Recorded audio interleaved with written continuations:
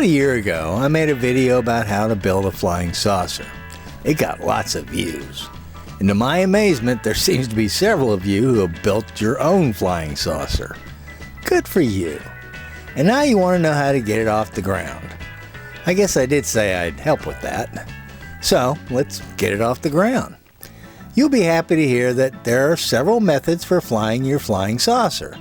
Now, if you listen to the rocket scientists, you'll need things like plasma, ionized air, some kind of magnetic field to generate lift, and a few other complicated things.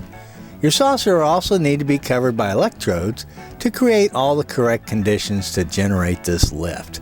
Yes, it's very complicated.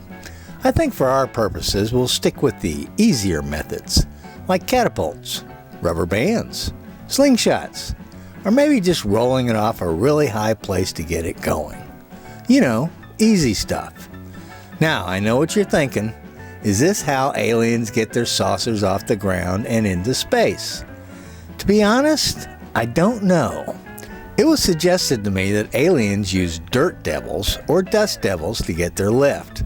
Makes sense, but you gotta have pretty good timing, I would think, to get on one of those things. Or be able to create your own dirt devil and hope your saucer doesn't get torn apart.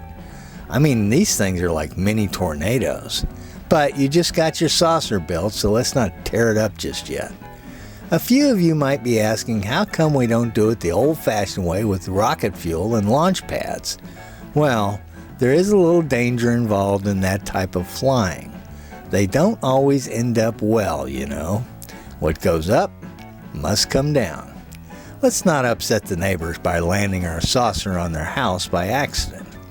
And gas for a saucer can be a little expensive, you know. Now, I did run across an electric saucer that someone made in China. I think it was China. This is probably better for the environment, don't you think? But I doubt that thing will get into space because there's no atmosphere up there. And space is our ultimate goal, right? This electric one would be just for flying around the neighborhood. Now, a catapult might be a good, cheap way to get us up in the air. It's got to be big, of course, a really big one. I mean, let's do the physics, shall we? It's 62 miles to space. That's right, 62 miles straight up in the air. Look at all those spheres. The troposphere, mesosphere, exosphere.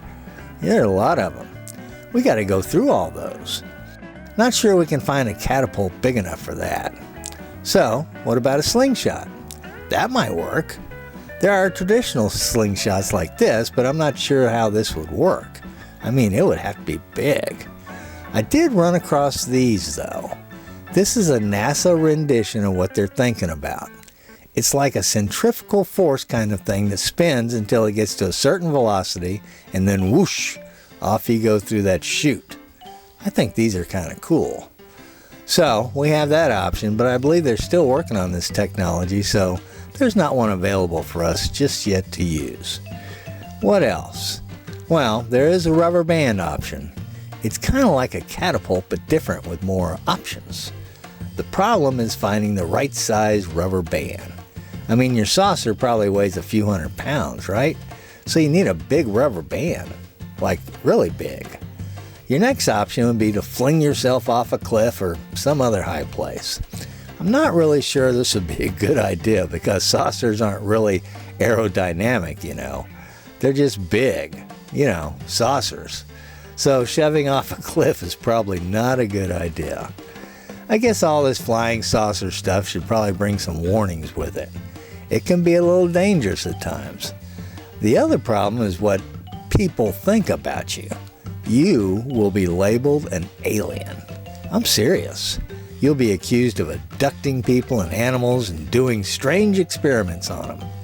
And if you ever did get your saucer off the ground, then the authorities would try to track you down. This lady found out the hard way. I'm sure the FAA has some rules involving saucer flying. You know, on second thought, maybe we should just use our saucers for other things, like decorations or conversation starters. That might be best. Regardless, I'm glad you got your saucer built. Nothing better than having a flying saucer in your garage or backyard. That's all I got.